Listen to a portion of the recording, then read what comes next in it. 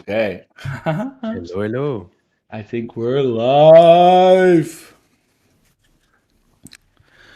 It's 2024.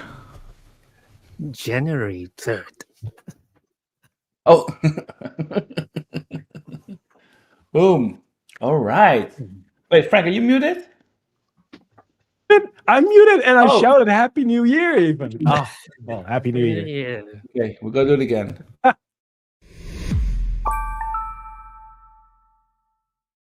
Again? Happy New Yeah. Year! Yeah, Happy New Year. Oh, God. Okay. Good. Hello. How does the new year feel? How does it feel? 2024, actually. It's normal. I mean, look, I slept fully through New Year's Eve. I fell asleep at 7 p.m. because of my jet lag. So I don't know. I'm still in 2023 mode. And Okay. same, but different, I guess. Yeah. Okay, welcome everybody. Welcome to the Home Assistant Release Party 2024, .1. My name is Paulus Schoutse. I'm the founder of Home Assistant. I'm joined today by... Hi, I'm Frank, and well, you probably know me best from writing the release notes, everyone. Yeah. Oh. Hi, Yeah, go hi, ahead. I'm Madalena. I'm on product and design at Home Assistant. This way. I don't think this is the way. I think it's the other way. That's the The way. other way? Almost. Wait, what? Yeah. Oh, Yes, You have yes, another that way. camera, probably. Yeah. Yeah. My name is Jello. I'm the product manager of Home Assistant. Good. We got a great new release. Yeah. It's bigger, it's bigger than I thought. It's because, we were off, but also a lot, of course, in the community, a lot of people were off, people celebrating, spending time with their family, not programming. However, for some people, it's the opposite, right? They are like, I don't want to spend time with the family. I'm going to program a lot. So, it's a good release. It's a good release, I would say.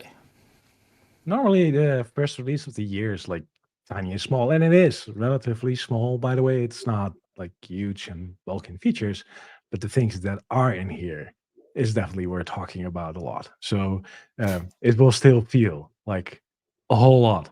Yeah. Cool. yeah. It's All definitely right. one of the bigger releases of January that we ever had. It is. Yeah. And it's the I biggest, remember the time we skipped it. It was just not that good. it's the biggest release this year. Oh, yes, for sure. That's for sure. Oh, that's so bad. Shall we dive into something? Yes, let's do it. Maybe some. Let's have a look at the marketing calendar. No, we have some cool. So Sounds professional. this year, so last year we had Year of the Voice.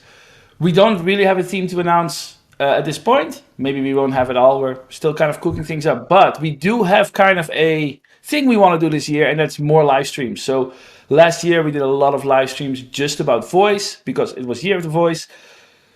We kind of felt that by calling it Year of the Voice, of course, I mean, we had a big goal and like big ambitions, and we reached them. We're not done with voice. We're still working on voice, but voice is now, along with dashboards, automations, like it's just one of the things that we do.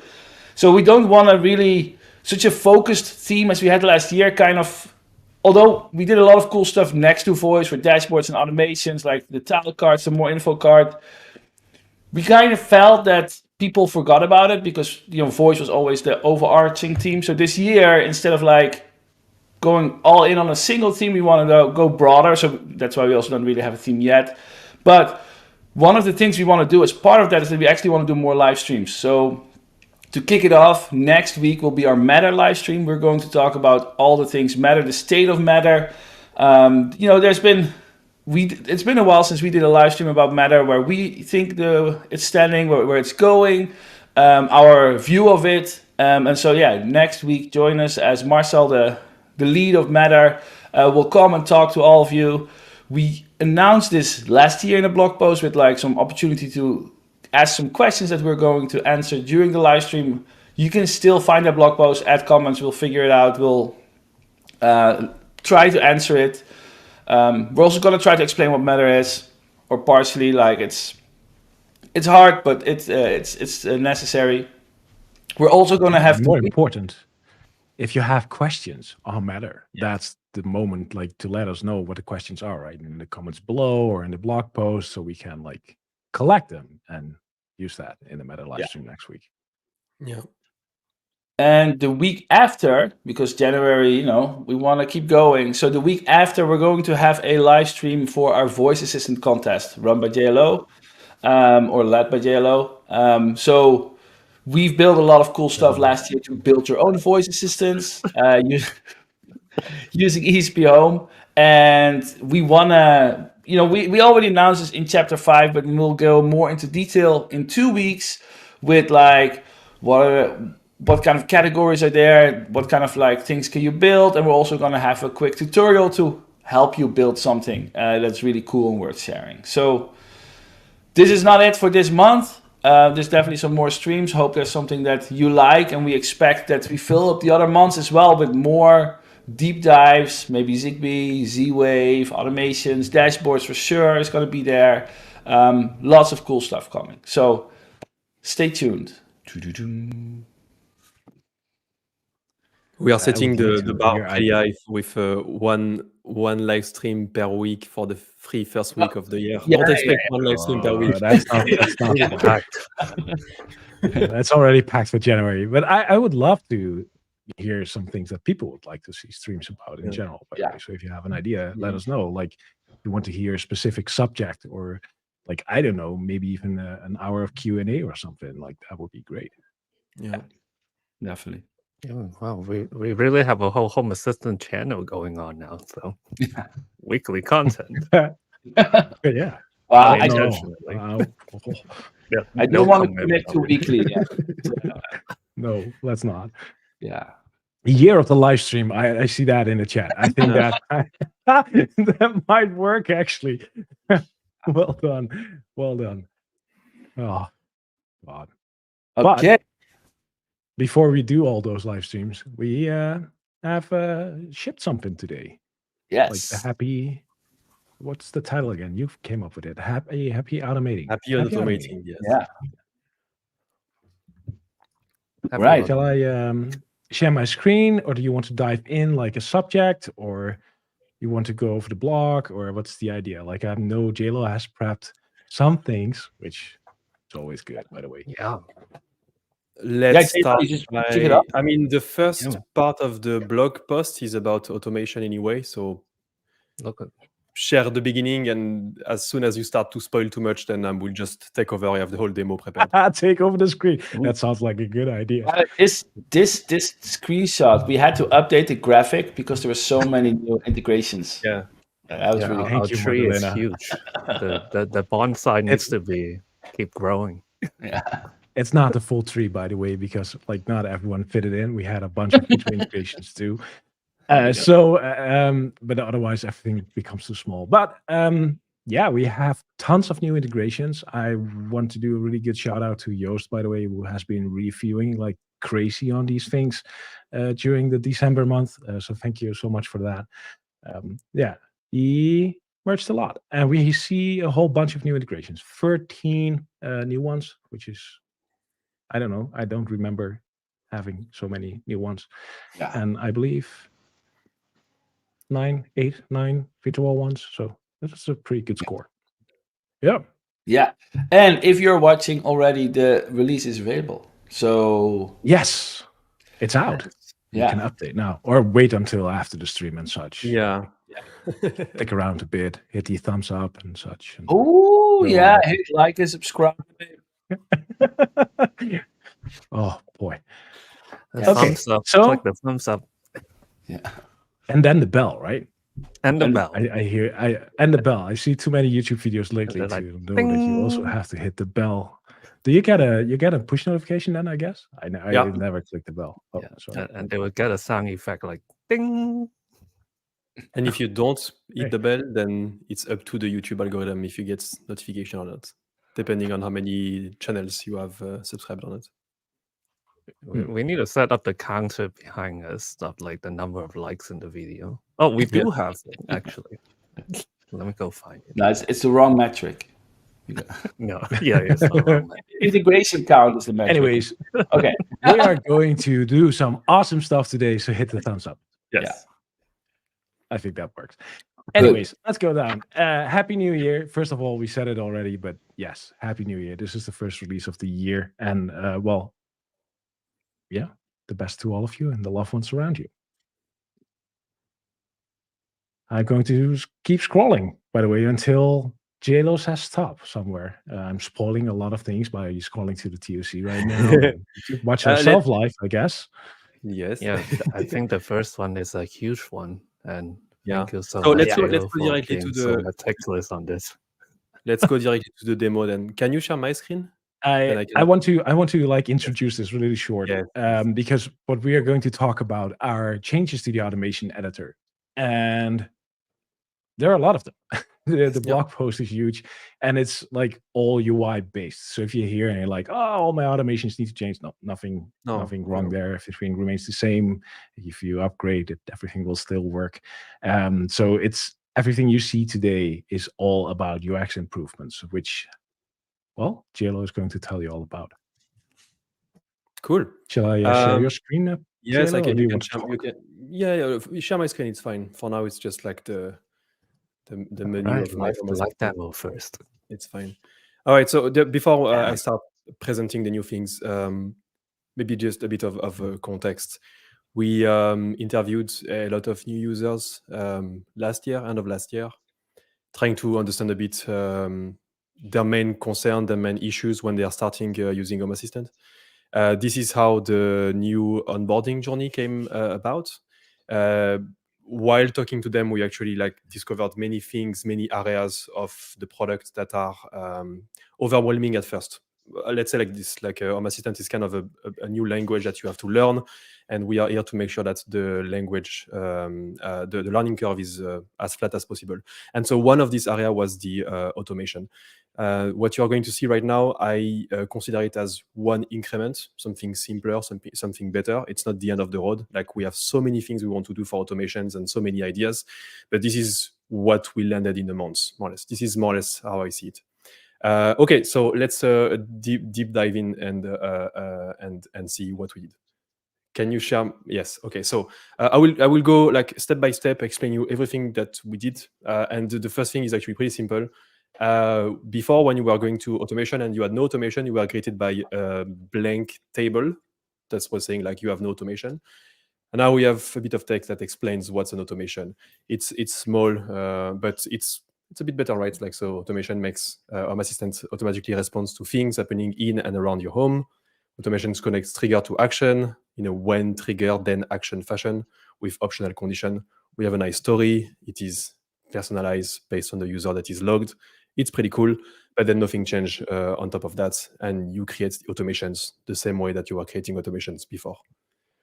I'm just going to... Yeah, so this previous was an empty screen, right? Yeah, it was an empty table, I think.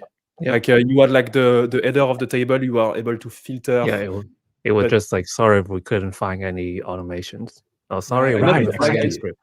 Yeah. So Exactly. imagine being a new user and then going to Home Assistant, trying to make an automation, and then go there, and what you get is there's nothing. Yeah. Yep. We did the same thing. It looked like an error. Yeah. We did the same thing for scenes and scripts. However, I cannot show it to you because I have scenes and script. Actually, I'm going to cheat. I'm going to change tab. Bam. Now I have. Go ahead. Hold on. What did you do? How did you have no automations but do have scenes and scripts? Because this is my beta environment, and I removed all automations just to be able to see this. And now, nice. by the power magic of changing tabs, beam. Now I have many automations because I wanted to share the screen, and yeah. So okay, that's my pod. Welcome to my pod. New automations. All right. So before we start anything, this has quite changed a lot, right? One of the things that we learned, that we heard again and again when talking to new users, was the fact that this screen was very overwhelming before, because you were greeted by many different terms that we were not explaining. trigger, action, conditions. All of the drop-down were full of words like state, device, MQTT, event, things like this that were no description, nothing. So you will see that there is a lot of description that we are adding to make this experience a bit simpler. You will see that we are also trying to cater for the experienced users. The descriptions will be removed when we'll start to add triggers, actions, and conditions so that it's not all over the place, but without touching anything, just on this screen. We have new descriptions for the sections. So we explain what's a trigger, what's a condition, and what's an action. You have the same story there, but we explain. Lots of beginners are struggling to understand the difference between a trigger and a condition, for example. So we are trying to make sure that it is understood. I Again, love how the example actually has your username in there. yeah. That's It's a nice touch. It's a shout out to, I don't remember if it was Bram or Matthias, but yes, I wrote it with like a random user that was called Alice. I don't know why, but then like we changed it to the user, which is nice. Again, I like have this exact same screen in like previous. Shall I quickly swap to see yes, the of course. difference? Yeah. So that's the Look previous at that. screen. That's the Maybe- old one, right? yeah. But the irony, of course, that we're going full circle because we went to this screen because we ripped out the descriptions that were there like Yeah. 5 years. But at that point in time, half of the screen, like vertically, like half. Yeah, we was had a description, dedicated and the other description. half was automation. Yeah. Can you quickly, since you have it because I don't, can you quickly open just like trigger, yeah, for example. Is it a screenshot or is it a real? Let me. Yeah, can no. do side by I'm side, clicking you on mean. the StreamYard browser. Never mind. Let me try again. Yeah. So like this was one of the main feedback from your users. Like, what's this? Like, is one more important than the other? Because in this screen, everything is alphabetically sorted for now, and like you have things that are very complex on the top, and you have things that may be more simple on the bottom. The action is a mess. We will talk about the action because this is where we put the biggest effort. But if you are a new user and you start thinking, I want to turn on the light when something happens, you go to action. There is nothing about turning on things. There is nothing about light. It's a bit all over the place. When you know how to use it, this is great, right? Like there is no problem about our automation editor, but like the learning curve is a bit complex. It's a bit too much. I mean, this is really one of those cases where like when we started with this, we had like 5 triggers, right? Great job, Dan. 5 works. And now we're at 15 and it's like, okay, yeah, we need to figure it out. Exactly. Not even start talking about the amount of services we have. Like that. Yeah. All right. Can you go back to the new shiny thing? The new shiny thing, yes, for sure I can. Right. Here we go. So again, before I start clicking on anything, there is more buttons there. So the one of the first things that I want to share that we did, because I can share it there, is the fact that on conditions and on actions, the list was 2 lists in one. It was things that you can check for conditions and things that you can do for actions, but it was also things that are helping you to build more complex conditions or more complex actions, things like if, and, or, choose, repeat, run in parallel. All of these things were basically in the same list. And so the list was becoming very complex to understand as a new user, because at the same time you had like, you can check a condition on states, and also you can end. There was one action that was called end, like one condition, sorry. So we removed them, and now we have like building blocks on one side, conditions or action on the other side. You will see that for advanced users that know their way around, there is a lot of things that we build to make sure that this switch is actually as easy as possible. Okay, so now I'm going to start clicking on things. Okay. Triggers. So before it was a drop-down, Frank just showed it to you. Now it's a full dialogue. The main advantages of the dialogue is real estate. We have more space, and so we are adding descriptions to everything. Meaning that if you don't know what's a state trigger, then we explain. We don't have a lot of room, but we have a bit more room, so we explain things. The next thing that we did was clustering. We clustered things into submenus to make sure that the list is as easy as possible, and we bubbled up, we surfaced the one that are the most used or the simplest. So you don't see MQTT device trigger or webhook device trigger, MQTT trigger or webhook trigger on the first thing. If you know how to use them, you go to other trigger and you find them, of course. But if you are just starting out, it's less overwhelming. You have things that are making sense. Device, entity, things related to time and location. So for example, if you want to start an automation when you arrive home, okay, it's mostly time and location. You read the description when someone enter or leaves the home. Okay, that's pretty simple. Leave the zone, sorry. It's pretty simple. And then it's the same block. We didn't change anything on the block, but it's pretty simple to do something like this now because we clustered and we put description on everything. If you are a advanced user and you know exactly what you're looking for, there is now something that is also very cool, which is a search. Before it was just a drop down without search. So if you want to have an MQTT trigger specifically and you know how to use it, you just focus the dialog, the search focuses automatically, MQTT, and you find it automatically. The search searches across all the submenus at once, meaning that you don't need to go on the correct submenu to search for something. You can, but if you know what you're looking for, you just click zone and you find what you want. If you add a trigger, and it will be the same thing for condition and for action, the description that explains you what it is about is just removed. So you can read what's a trigger, okay? And then if you add a trigger, then it's gone. Nice. So then you get your clean. Yes, exactly. UI So back. if you go to I saw like a an comment, automation, somebody like, can I disable those? Well, they yeah. will If go you go to away. an automation that Just put them already away. exists, it will be it will look the same way than before. Yeah. There will be no description, nothing. All right. Okay, so for the conditions, building blocks. So then I explained it to you, but I will share it with you. The building blocks are the things that are used to build more complex conditions or more complex sequence of actions.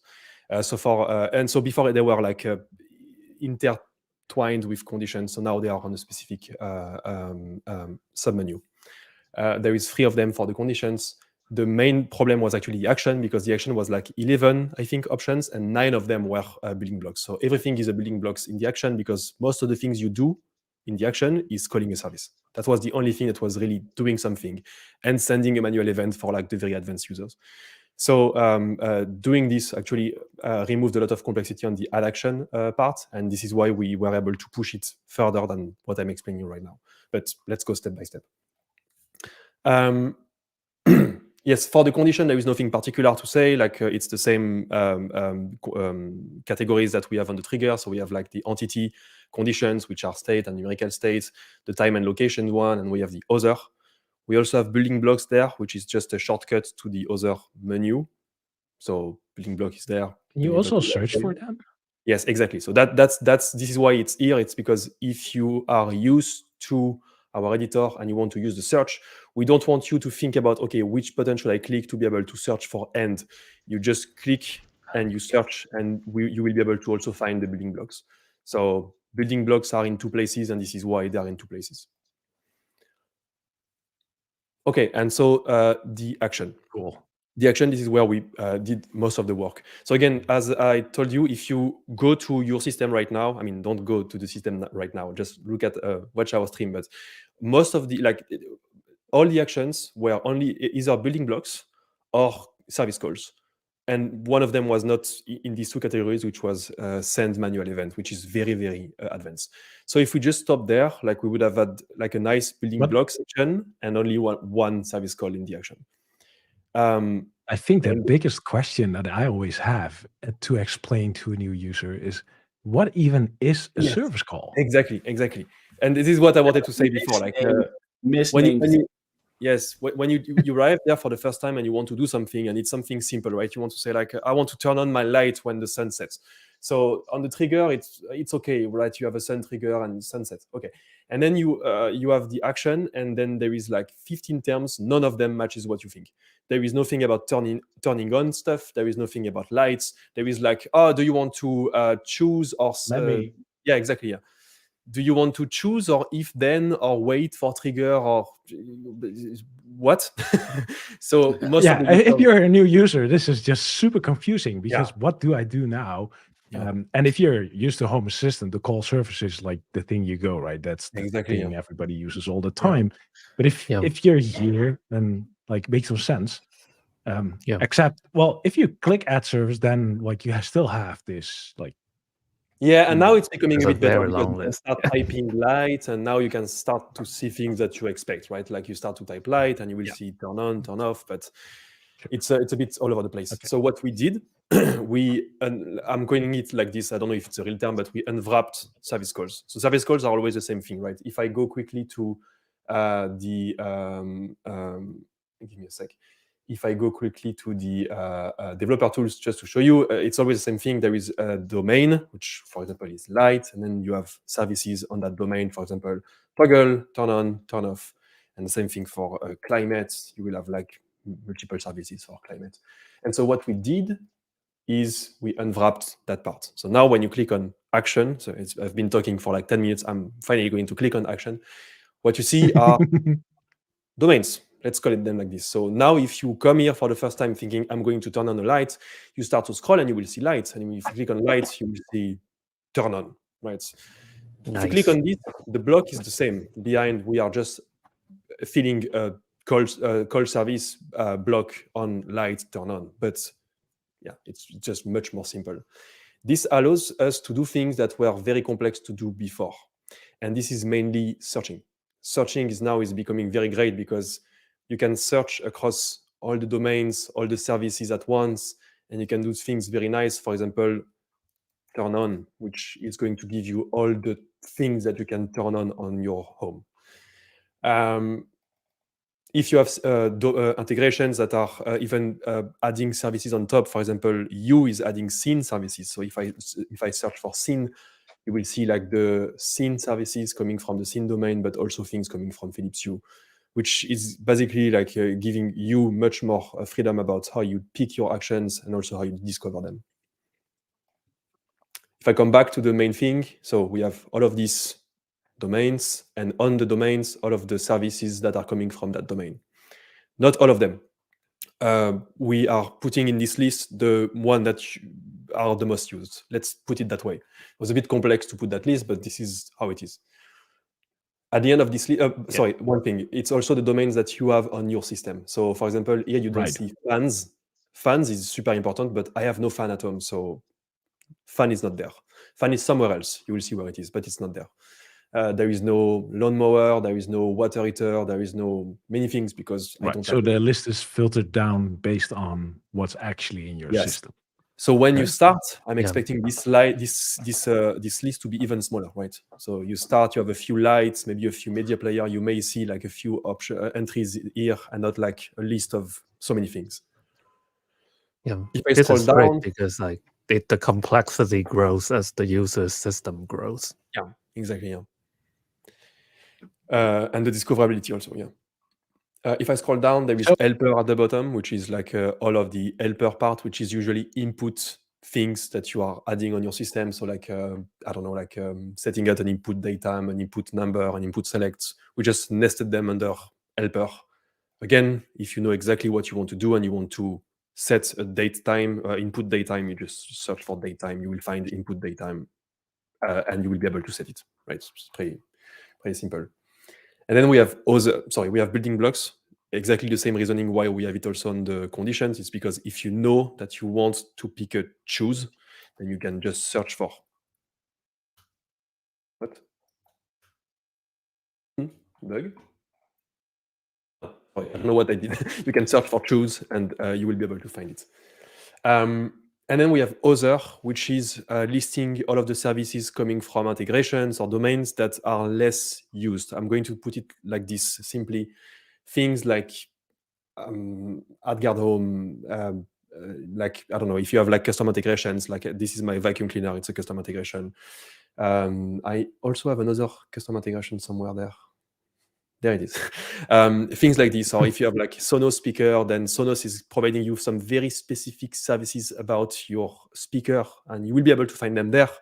But like clearing a queue or clearing a timer is less important than just pressing play on a media player. So they are separate.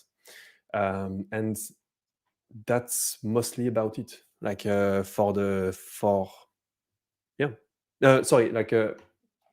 bad. If I go to other, we have the manual events here, which is very, very advanced, and I would almost say like don't use it, but it's there. And also for being able to follow former tutorials, being able to make sure that the transition is fine, you also find service calls. And service call is just a block that is not filled. So let's just make an example. If I click on light turn on, then it's basically creating a block service call that is already filled to light turn on. But I can also just go to other or search for service call. And it's going to be just like a unfilled service call. Back in the day, I right? can just fill it more or less, which is the same thing. This is what we had before. So if you follow a tutorial that says, hey, use service call, then you're going to find it. No problem about that. A few other improvements here and there, which are not super important, but I just want to mention them because they look cool, I would say. The icon is now the domain one and not just a service call one. The service call is a bell, like a small bell. And now you have icons coming from every domain, meaning that if you have an integration that covers many domains, you will have like a nice a set of icons, and you will be able to see a bit on what your automation acts on, which is a bit simple. It's a bit better. And actually, this is even better to look into like a automation that already exists. I don't know, like this one is a bad example. I should have actually thought about like what would be a good example. Maybe my vacuum cleaner is a good example. I don't know. All webhooks. No, it's not. You have some complex automations there, sir. Yes. I should have prepared that part. That's not a good example. And let me just look at my notes. Yeah, that's about it more or less. So yeah, like that's it. You can search for anything, like domains, like these are lights things. You can search for service calls, like the turn on. If I know how to turn on, you will be able to find all of the things that are turning on. And the best is when you have things coming from different domains. For example, if I start to search for clean, I'm going to have like services coming from my vacuum, but also the custom integration of my vacuum cleaner, or scene. I will be able to find things from Philips Hue, etc. So this is where it's becoming super interesting to find services that you may have actually missed completely on your system before. So, JLo, I just saw one question. Somebody asking, is the Home Assistant turn-on service still findable? Yes, it's there. So Home Assistant turn-on is what we consider a bit more advanced. The goal of Home Assistant turn-on is that it can turn on many things, but that's about it. It is somewhere. Home Assistant.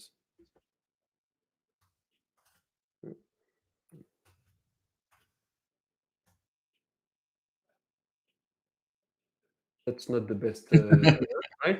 Okay, so I mean, you can do call service, right? Like obviously, Home Assistant core integration. Yeah. Yes, it's that one. But it's because I have Spook also.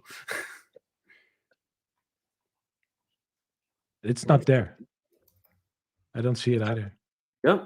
So it will be you there. have to It will be somewhere. It will be somewhere. I don't know where Might it be is. a bug. Yeah. Wait, It should be somewhere, but I don't know where it is. isn't it bad tracker? No, okay, so that's in progress. Great question. Yeah. I mean, it should be there, but That's I don't a know. good one. Work in progress. Honestly, I know people use it. I see that quite a bit, but I've never. I'm always scared that I target something I shouldn't be targeting. It's because it's called generic turn on, and this is why we didn't find it, but it's there. Oh. So let's go back. Other Home Assistant core integration. And then G. Yeah. By the way, you can actually just look. Now you can search on that part of the menu. Turn on. Generic turn on. Okay, good. There it is. Yeah. I'm always just scared that I would target something that like should not turn on or turn off. And like that will just happily do. Like if you accidentally put a switch, like if you target an area with that surface, it will like turn off everything in that area, including stuff you didn't want to turn off, right? Like your fridge or something. Right. Yeah. Well, I have it like you turn on the lights and then my key light goes on, right? That's yeah, that's the same. But at least then the fridge doesn't go off, right? That's true. I mean, that was back in the days. You would turn off the lights, and then like the small LED on the Sonos would turn off because it was like a light, and then yes, Or if you forgot to put the entity ID in, it would just do everything. That was the best day. Do you remember that one? That we had it for 5 years or something, right? Like I don't know if you remember. You would do, if you do light and the entity ID would be empty, or you leave the entity ID out, you would call light turn on. It would target all lights in your whole Home Assistant system, which it was a great idea when you had like 4 or 5 lights. You want to target everything.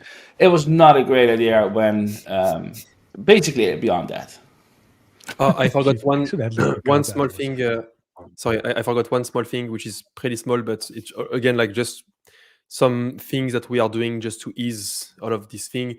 If you put a building block, let's say a choose, and you copy it or cut it, then you may think, okay, if I want to paste it, I need to remember that it's a choose block because the paste is going to be only on that button. But it's not. It's on both. So we are just basically making sure that it's everywhere that you should expect it, more or less. So it's always on that main menu, even if it's a choose, even if it's a building block. Yeah. Nice. The copy It and is a paste. whole list of improves. A whole list. Yeah. The copy and paste was such a nice addition last year. Like Yeah. it's really the way it is kind of like inside of the system, just kind of works with it. It's really nice. Mm. The way the UX works. I love how with the word changes, when you look at an automation, it looks like a complete sentence. Like it reads very well from top to bottom. Yeah. It's maybe a bit more complex when you look at a real automation with like 15 chooses and sequences. I would love, yeah. Yes. Oh, there are many more steps we could do, right? There are many Yeah, more yeah. iterations, as Jayla already said when he started this conversation. This is an iteration. We have Yes. lots of ideas. People have lots of ideas, by the way. There are many community ideas as well. So there are many more steps we can take, and I think this is like a great, nice next step in the automation editor. I think this is like, even though this is only shuffling UI, because that's the only thing that changed, right? Nothing changed in the automation. It's just split out, and the dialogue is new, and where icons are shown and descriptions, and it makes such a huge difference. I love it. Thank you. I've enjoyed it last week during beta playing with this. Yeah. So I don't know why I'm looking at the chat and everyone is commenting on the fact that I have emojis on my automation. That's my way of like tagging them, right? So all of these things are notifications and all of these things are a voice thing. And how to do that? It's just a name, right? So it's literally just the name. automations are entities, so you exactly. can So you just put whatever you want. Yeah. Yep. It's just a name. Yeah. Yeah. So yeah. Cool. Should we go back to the release notes? I don't know, let's see if what's there's next? more, like there's been a lot of discussions. I know it's like, you know, if a there's lot of some- questions have been answered during the Right. talk. Actually, like that was kind of nice to see. Yeah. Yeah, I see some feature requests that are very well known. Something with a folder or something. Something. Folders, Yeah, tables, tags. Maybe one day I will remove my emojis because I will be able to have folders. But for now, that's how I search for like my notifications. Just you know, we are very much aware that automation organization has to come, and we don't have anything yet. We're just exploring still. The problem is that every approach has downsides, and we need to balance the pros and cons and like still do some more research. So there's something coming probably, but we don't know yet when, where, how, what. But I think I would say it will come this year. That'd be Yeah, I think something. give it January. I think we can do. Yeah. 2025.1. No, I'm kidding. I'm not promising anything. It could as well be sooner or later. Yeah. There are, by the way, a lot of people watching. How's the thumbs up count in the meanwhile? It's 300. Did you like the work what JLo did with the automation editor? He did such a good job. Yeah, I making this do. draw. Just hit a thumb. I haven't pushed the thumbs up myself. Actually, I'm going to do that now. Yeah, me neither. I'm not even on YouTube. Yeah, let me do that now. I will open YouTube later. Yeah. But do you have? Does any of you have any questions on this at this point? Still, it is available, by the way, right now, as Paul's early mentioned. It is available for download now, so you can install and upgrade Home Assistant to this version, 2024.1, and you'll have all this new automation goodness.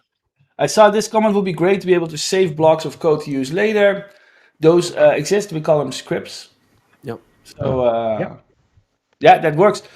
Maybe it would be cool to create a script from a block in automation. I don't know, but Scripts and yeah. automations You are can very, actually, very just to add to all of this, automations are scripts. yes, Like you can run them. automations have a trigger and a condition, but the block with actions is factually in Home Assistant a script. I haven't checked this, but that will run the script part of the automation, right? Yeah. The actions. Is this whole new UI available for scripts? Yes, correct. It is. I So don't know. even there, It is. we should make. I mean, the top scripts part are a bit just more like the beautiful. script It's is still the old-fashioned. sequence part of the automation, right? The automation is like when something is triggered, I'm checking a few conditions to know if I drop the processing or if I continue, and then it's a script. I mean, sorry, maybe it's the other way around, technically speaking, but that's more or less it, right? So it's trigger condition and then a sequence of action, and the script is the sequence of action that you are running yourself. You are doing the trigger part. So yeah, it's the same UI here. Good. All right. Nice. Yeah. I saw don't a see question many about questions. JLo, if you have an action selector and a blueprint, will it also use the new dialog? No, give me a sec. I to don't think click so. an action on the Blueprint. so the condition, yes. Yes, it will. Yes. Yeah. The Nice. condition, Wow. yes. Nice. And the action. That's Perfect. the Of course. Yeah, good. that's it. That's the good part about how we build things. Everything is componentized. So yes. And the action. I don't think I have an action somewhere.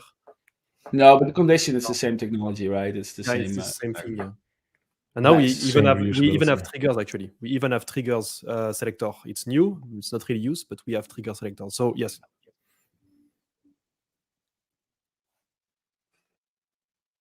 All right. That's amazing. It is. It's like updated across the board on all blueprints and automation. Yes. So the only part that is not updated, but it makes sense, is it's the developer tool. Here you tools, really right. want to know the services. So we are not going to touch that. That's developer focused, and that makes sense. It makes complete sense that it's not there. The developer tools are append only, right? That's Yeah. It has looked like this literally since the first UI of Home Assistant. It's If it ain't broke, don't fix it. Yeah. Can we So still yes, change between YAML and UI? yes, Always. no problem. Let's do like a real one. Click. Hike. No problem. Hi, Well, you yeah, can that was also a- instead of Hi. like what I like most is the individual turn Yeah. into YAML, right? So sometimes you just want to do the template part, but all the other parts you just want to use the UI. Yeah. Exactly. Yeah. So you can do this on like as always. Nothing changes. There were some slight improvements around that too in this release, I believe. I don't think we ever documented it, but there are some cases where you previously, if you had a template in action, it would then show like a warning that you cannot do anything with it, and now it will switch to the This was for the template count. editor. Was this for the count building block? I don't know. Yeah, something. I think for repeat it was. Oh yeah. I don't It remember was exactly. repeat count. I think if you No, you can't type. You have to go into YAML. You cannot send you. because it's yeah. I am not Give me a fully sec. remember it, but there were some improvements in that corner too, which actually makes sense in a way. Yeah. I don't remember exactly what we did with the count. Yeah. Yeah, And there now you go. That's one of and the now cases. Yeah. Because before that, the whole block was YAML only, but now it's pretty. It's a big block, right? You can add many things inside this one. So now only that part is templatized. Yeah. By the way, now Bram is here. Like he built this all basically with JLo designed. So thank you, Bram. It looks great. Matthias design actually. So kudos to Matthias also. And Matthias designed. Thank you, Matthias. I'm doing nothing, right? And Bram implementation. JLo did everything. Thanks for the initiative too. All right. Let's dive. Oh wow, this is the old school one. Let's get out of here really quick. Bam. Oh. That was scary. Oof. The difference if That you was have both of them spooky. open is, by the way, the difference is huge if you look at the old one. Anyways, automation edit improvements. Let me double check if we talked about everything. I'm pretty sure we have that beautiful new screen. We have guidance for new users, which is nice. We have the building blocks now separated out. Pretty cool with descriptions and search and such. We improved trigger conditions and action buttons, which also have this beautiful new dialogue and categorized. Looks great. And we unified all actions, which means that all actions and service calls are now like just actions. Yeah. This one is beautiful, by the way. Just being able to click light. Love it. This one is we beautiful. added the search to it. This one is good, right? This one Yeah. is nice. Yep, definitely. Yep. All the third party. And we have those are other actions, third-party stuff, or provided by integrations, like specific serves for specific integrations. And this Yeah. this also works for custom components, right? So anything Yes. can be used as services, so we don't discriminate. You install custom components, they can also be in this list. Yeah. They are in the list automatically. If something is loaded, it's there. Yeah. Yep. Awesome. All right. Next item on the list is actually A to-do list. something about to do, something we have to do.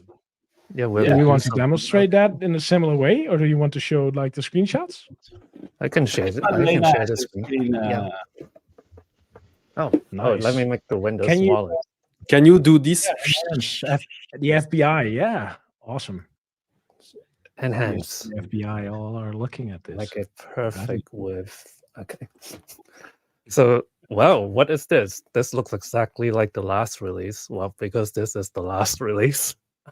So that's the to-do list from the last release. Like you can type items, everything is a text view. You put a link in, it doesn't do anything. In the new version, when you look at it side by side, that's the new layout. So one thing you might notice is that it's a lot cleaner. It does not have all the different text boxes. And it also added a few more things. So first thing is we have description for tasks now. So it was implemented by Alan and the team to for description and due date in the last release. And now we have a UI for it. So there's a description and then there are due dates. So due dates are relative to your current time. So you can see things that are from last week. If it's overdue, it'll be highlighted in orange. If it's coming up, it'll be in gray. And this one is like, I need to do laundry in 22 minutes. You're gonna miss Let's that. wrap up I that. think I'm going to miss that. So one cool thing is like if you put any description in it, for example, like I have this very, very important like fertilizer that I need to use, like that I need to remember, right? One thing that I can do is add a link to it. And when you click a link, it would like open the website for it. Well, I actually don't know what that website is, so we're not going to open that. But yeah, so all the hyperlinks work. So you would like open the link and then that would go to that. Well, I mean, So- not just the hyperlinks, right? It's full markdown support. Oh, yes. So yeah, if you type full markdown, if you have like use, let me see, a title. it This is will a work. really big title, right? Yeah. Yeah, that's a really big title. You can make a smaller title.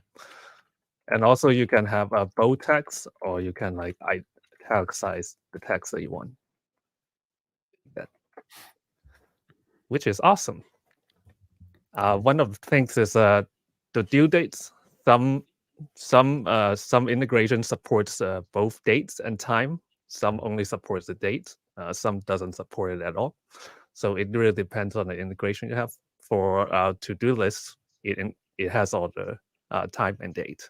So there's a date picker for it. Local to-do lists are fully capable of all features, right? Yeah. Yeah. And I think Google Tasks as well, right? Google Keep. No, Google Task will do dates only. the Google Task UI, by the way, it does support time. However, they didn't implement that in their API, so you get only date. Okay. Well, Google, if you're listening, please fix that. Please Yeah. fix it. I see. Exactly. I see a question that is why I don't understand why we need to-do list in Home Assistant.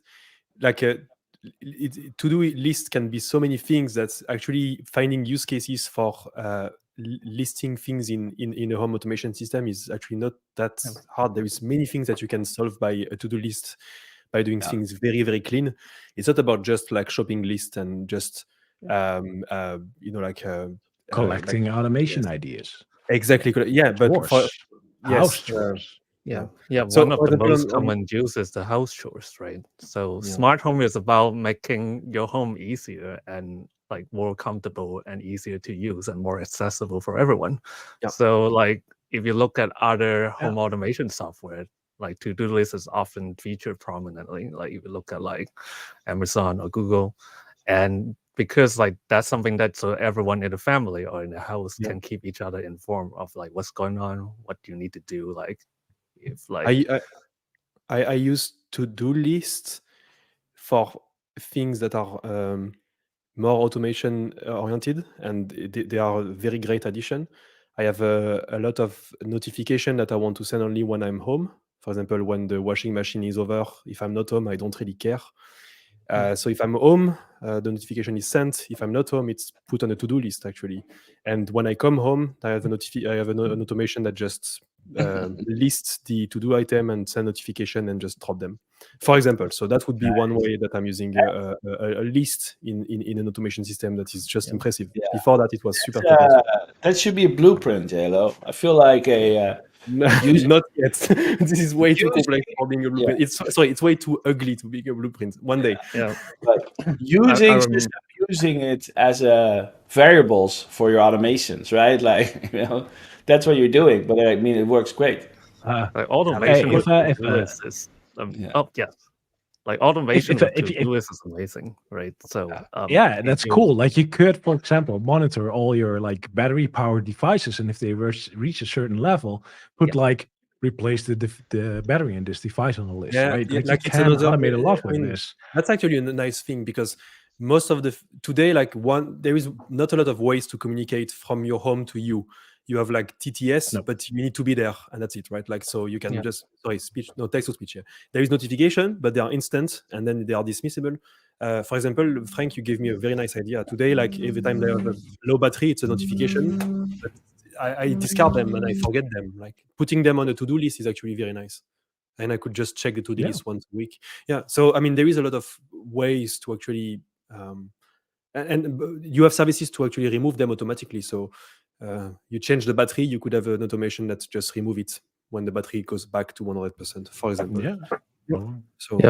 I remember there was a car wash integration that detects the weather of next few days, and if the next few days weather is good, then it will put like car wash as on.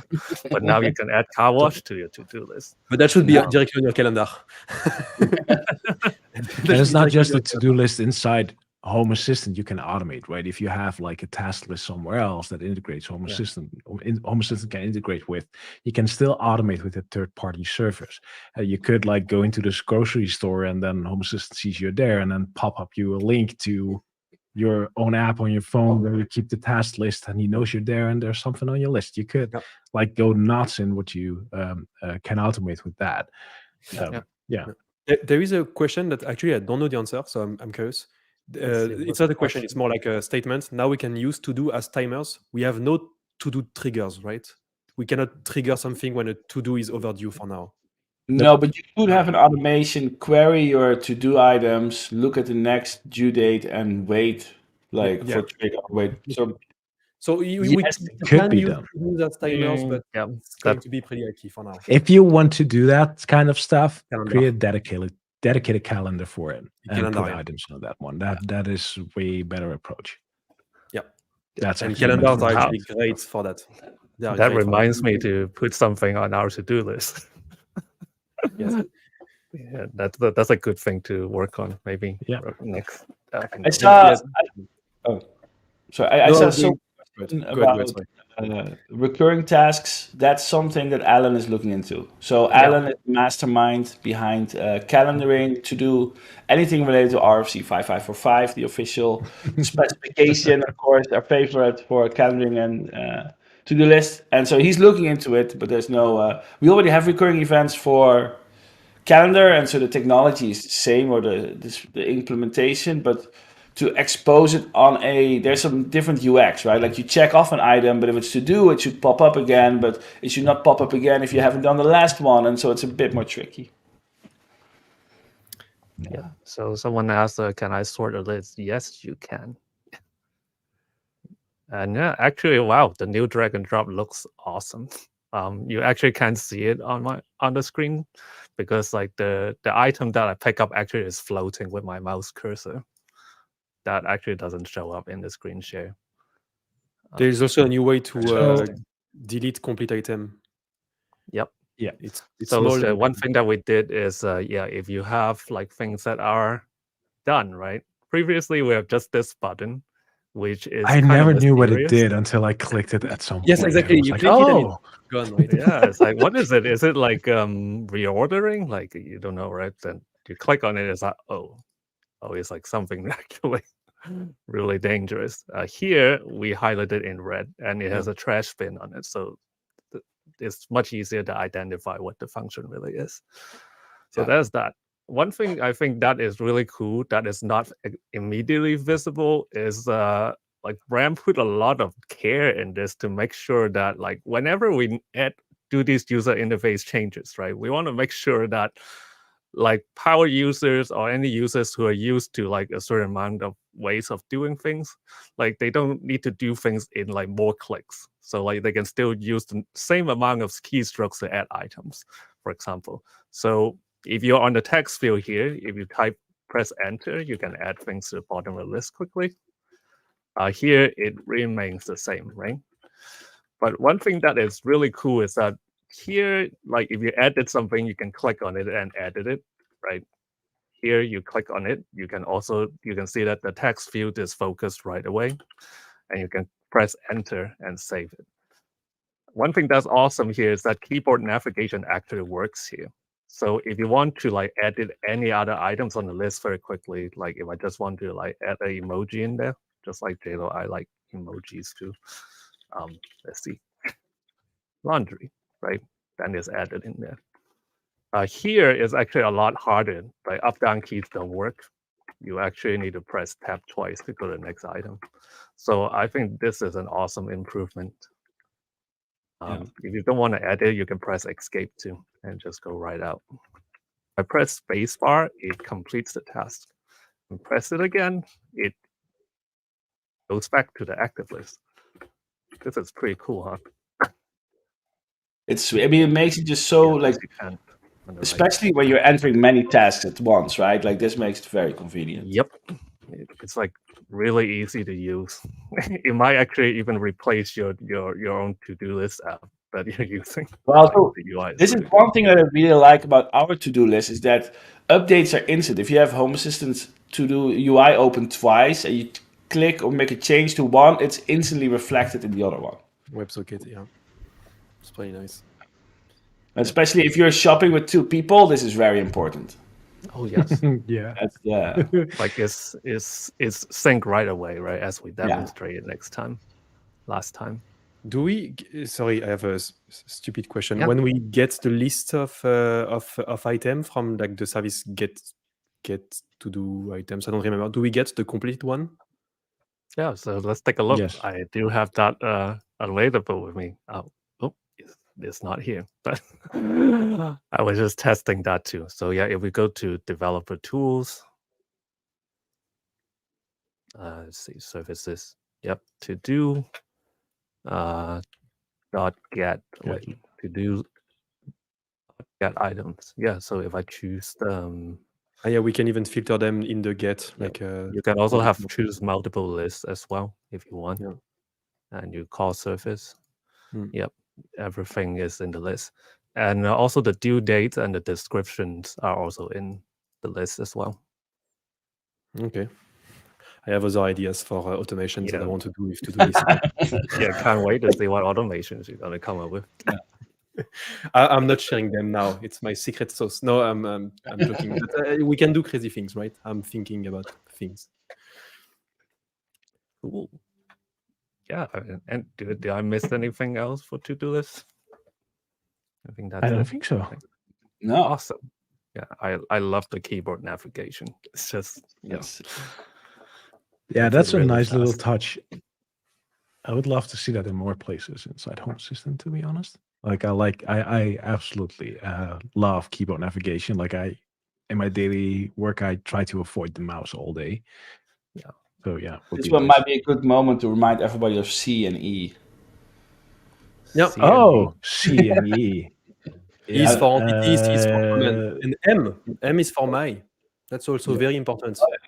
No, so anybody, are you going to we should demo this, show it? right? I'm sharing your screen. Show it, Gillo. Yes. Okay. So So the two more important one. Okay. So welcome to my home. Sorry. E. Come on. E. Okay, it's very opens nice. any entity. Yeah. So that's not my home, right? That's my generated AI home because I don't live like this, right? Nice house, JLo.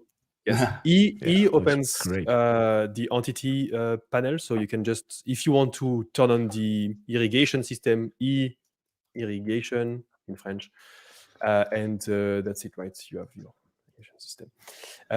C is for commands, and you have things like I don't know. I'm using it a lot for reloading things and restarting on Assistant.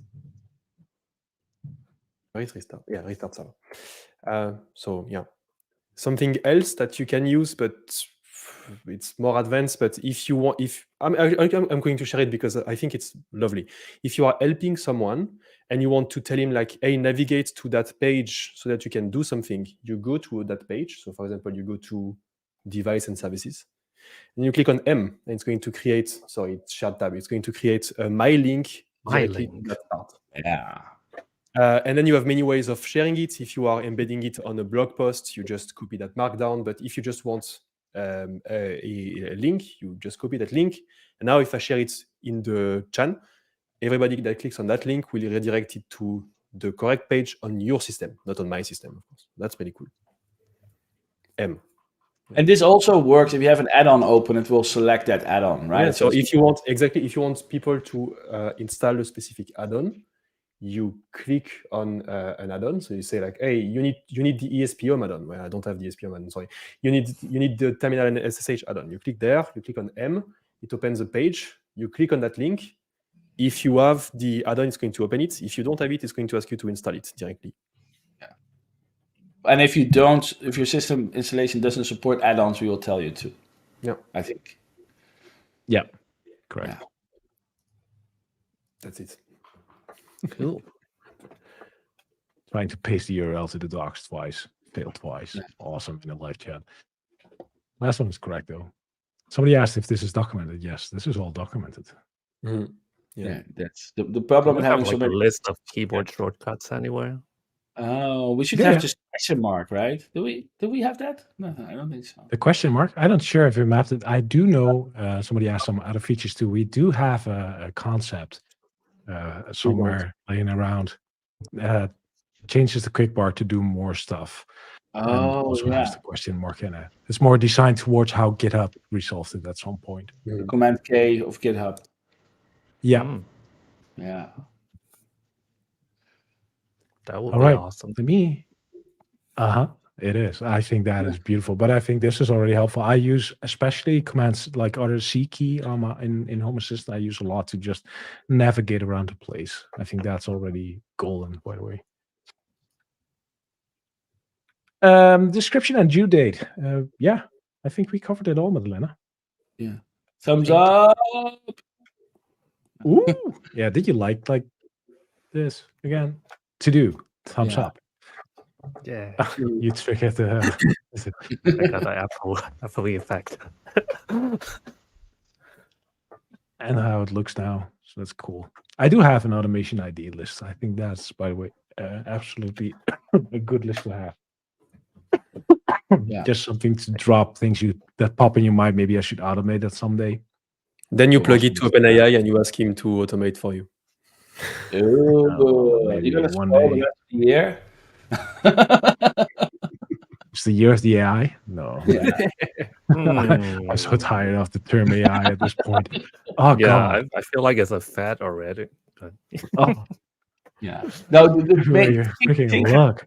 annoys me most about AI. Like, there's cool stuff you can do with large language models, but don't Yeah. call it AI. Yes. Like, Yeah. that's Yes. like Well. intelligent. It is not, right? Like, Well, Well, it depends be how careful, far you the can confess Terminator it. come get you. When you say that. Yeah. Cool. All right, let's see what's else on this list. Valve. Yeah, Ah, we I have a new one. entity. I have one. You there. have one. Yeah. Oh, You have one. did Look you at just that. No, get actually, it? I don't have one. But I can. I'm cheating, which is the last sentence of your of the section. But I can show it if you want. I will talk about it. Let's show it in a minute. Let's talk about what Yeah. it is and then show it. So we introduced a new entity type, the Valve entity. I'm always struggling with the exact pronunciation.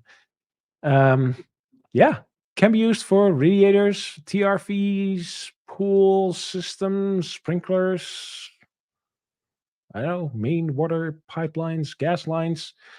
If there is equipment that could connect to that, then we now have an entity type for it that can control it and is represented in the UI.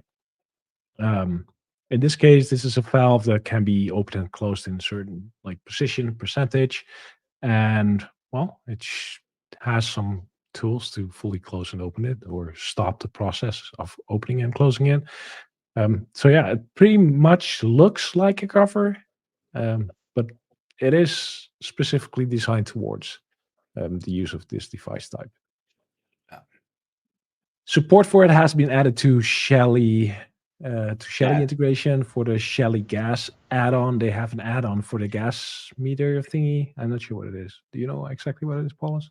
No, I don't.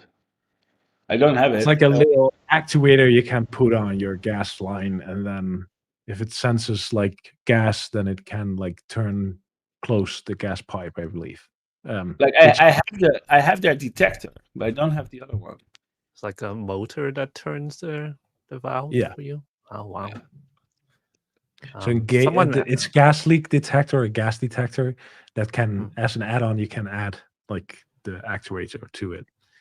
So if it smells gas, it can close it, which is actually pretty smart, by the way. Yeah, I think that's nice. So that's supported. Of course, every new entity we kind of put out, we support MQTT as well. So if you use MQTT, you can now create this entity. Furthermore, Alexa and Google Assistant. I'm sorry, I should not call her by her name, but nevertheless, she is now supported too. So if you have one of these entities, you can shout at your speaker, and then things will happen. Nice. That's cool. You can turn on the sprinkler. Yeah. Someone you can do that as. Someone in Frank, the I don't know if question you know. asked, oh, sorry. No, I was going to say, Frank, I don't know if you know, but Go. we don't see what you are actually reading. It's you have to scroll down a bit to see the MQTT part. And Oh no, I didn't specifically do that, but okay. Nice. Sorry. Yeah. Someone asked, can you open the valve halfway? Depends if on the valve integration. supports it, yes. Yeah. So the platform supports full on, full off, or position depending on. Think about covers more or less. Like cover is the same thing. Some covers support only opening and closing. Some covers supports positions. It's the same. Yeah, but it really depends on with water, half open makes sense. With gas, not so much. Yes, exactly. Yeah. Yeah. Yeah. Jado, you had a demo you could show, right? I mean, it's not a demo. I mean, I think it may be. So it's always the same thing, right? We are creating a new platform, a new component, a new valve. In the early days, there will be not a lot of devices that are supported. Yeah. But actually, there is something that is pretty simple to do, and maybe some of you have these kind of things. I don't have a valve actually. I mean, yes, it's a valve. It's a very cheap Zigbee device that I'm using for watering my plant. It's basically just hose in, hose out, and you cannot be simpler than that. It's like on off.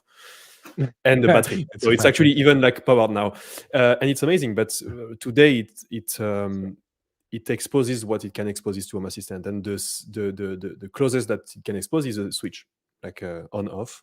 Yeah. And there is a last platform that you can. There is a last way that you can have Valve on your system today is transforming the domain of a switch, which I can show. Actually, it's very simple, and you will see a Valve live, even if it's the simplest Valve, which will be just on off because it's a switch. But I can show that if you want. Show it. So, and then I will also show you how to change the type of a switch. Switches means everything, right? But sometimes you have switches that are specifically made for a specific purpose. Maybe one of the most common use cases is you buy these Shelly small modules that you put behind the switches to control your light, and now you have a switch, but you don't want a switch, you want a light, for example. And so this is the same thing, right? So I have a switch, but I want a valve. So you go through device and services, and this is the helper tab. Some people are not using it a lot. I'm using it extensively. I love helpers. They are amazing. And helpers are things that you want to create that are not really tied to a device, more or less. So you can create input buttons and drop downs and grouping things and having specific numbers that you can use for input in automation, etc. And there is one which is changing the device type of a switch. And so that's my switch. This means irrigation in French. And now I can change it to valve. Submit. And yes. And now I have a valve. That's my valve. Which the more info is the same than it clicked. It's the same than a switch, but it's now a valve. So for example, if I want to trigger all the valves, or if I want to do something by voice tomorrow, for example, like turn off my valves, then this one will be triggered. So there's actually an easier way, right? Like, can you open the more info dialog of the entity of your irrigation? Yeah, the use as, right? Yeah, you cannot use that. You mean the original one? Yeah, the original one. Ah, yeah, there is another one. Yeah, sorry. I'm going to delete that not to be confused, but you're right. Delete. Show switch as. Oh, no, it's already there. Oh, so you want to open that one? So the switch one? Yeah. Then yeah. If you click on the settings icon, there's a show switch as. So you can already also here quickly change it. It does the exact same thing right under the hood. It creates a helper for you. Yeah. If you now click press update. Oh, sorry. Yeah. I need to create update. Yeah, this switch will be hidden and new valve will be added. Yeah. Okay. Yeah. And now, in fact, you can see it's the same thing. That's the same thing. If the nice thing is, if you look at the entity ID, it's now actually a valve, right? Yeah, it's a valve. It's a valve. Which is great for many things, right? Like for now, like here you may think like it's not that great, but for example, for lights, now it's like if you change I have one actually. This one is a switch that I change as a light, and now it's a light. Meaning when I say like things like turn out the exterior lights, this one is actually targeted because it's on the outside and it's a light. Before it would not have been targeted. For example, that's one way, and many other things. I see one question. Here's Henry is asking: are three-way valves supported?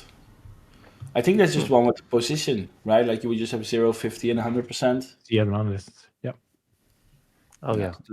All depend on how the integration.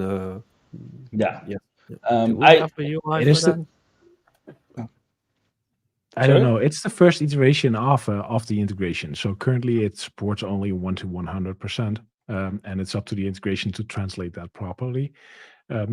Maybe in the future, if there's enough integrations that have like a 3-way thing or 4-way, or like, I don't know, fan speeds also have like different speed levels, maybe something like that in the future, but that's not implemented right now. If we implement something, then we implement the most common things we've seen and the most basic thing we can think of to make a viable product and work on that and make sure that works properly. And after that part is done, like right now, people will start like contributing and implementing it to the integrations, and we'll learn about more things along the way. Yeah. And we'll adjust when needed.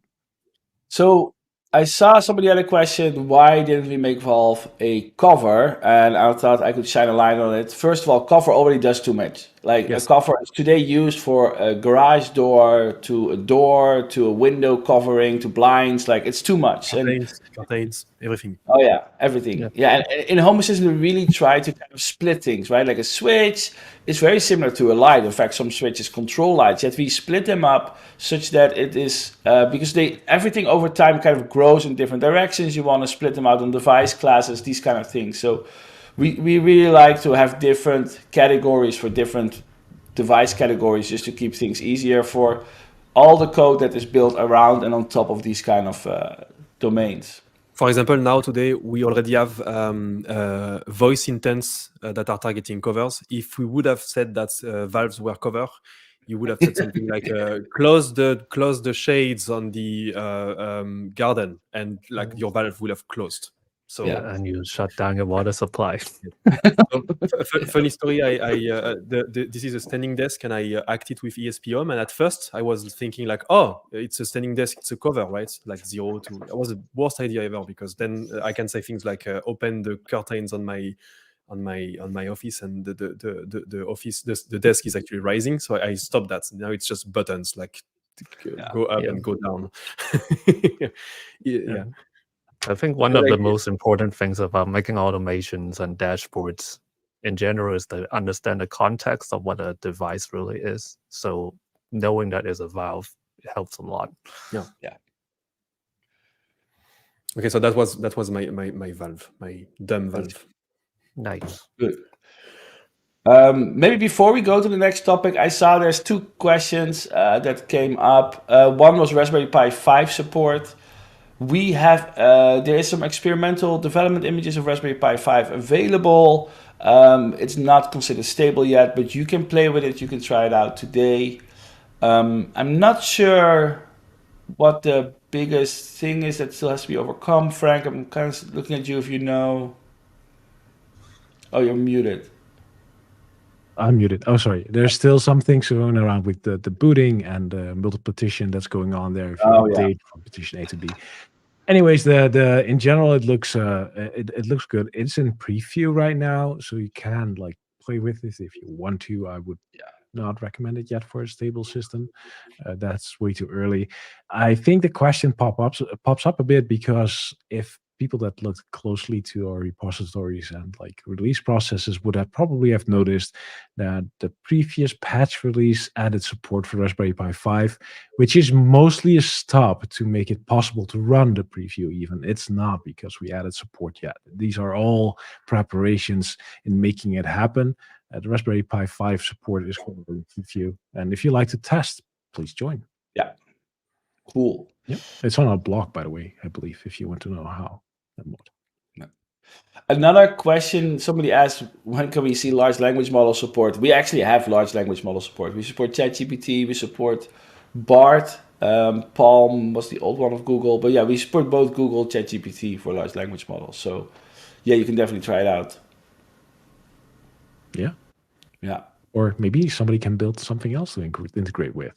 Like, yeah, the problem, we've kind of been looking at it, it's kind of a wild, wild west of like, there's no standardized APIs. No doubt. And everybody creates their own, there's so many large language model variations right now. So it's, we local AI kind of seemed interesting, but we haven't put too much effort in it either, to be honest. Okay, that's my intermezzo. Well, good.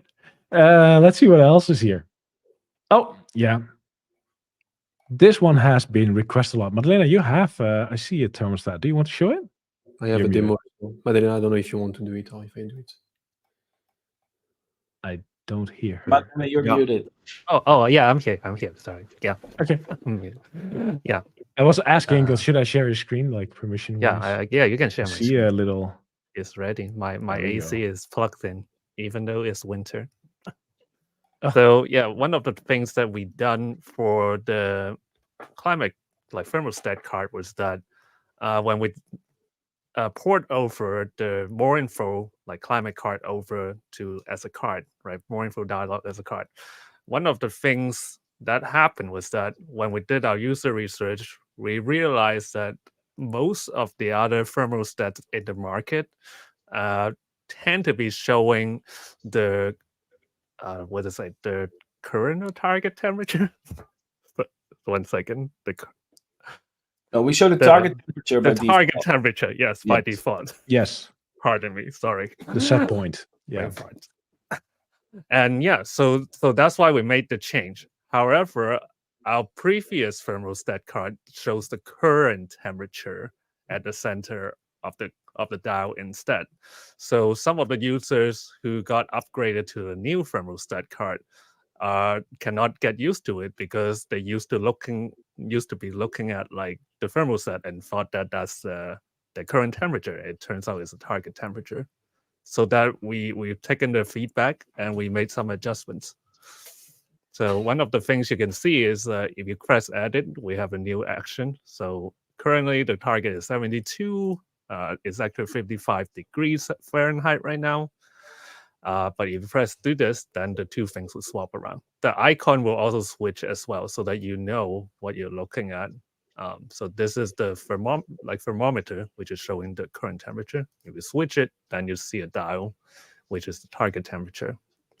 Also a PSA for those who like switch to the new thermostat card and found that the on-off buttons are gone from your previous card. You can always add tile card features, which is awesome. Tile card features are not just for tile cards now. And for example, I can add like climate HVAC modes and you will get the on-off buttons and the fan button on. Well, you can change the modes as well, right? Mm-hmm. So you can edit. Oh yes, so you can edit this, and you can actually remove some modes if you want. If you want like a customized switch, and you can also change it to drop down if that's like easier to use for you. Or if you want to fit this in a narrow space, the drop down menu is perfect for that purpose. Yeah. So, and then you can also add multiple of them.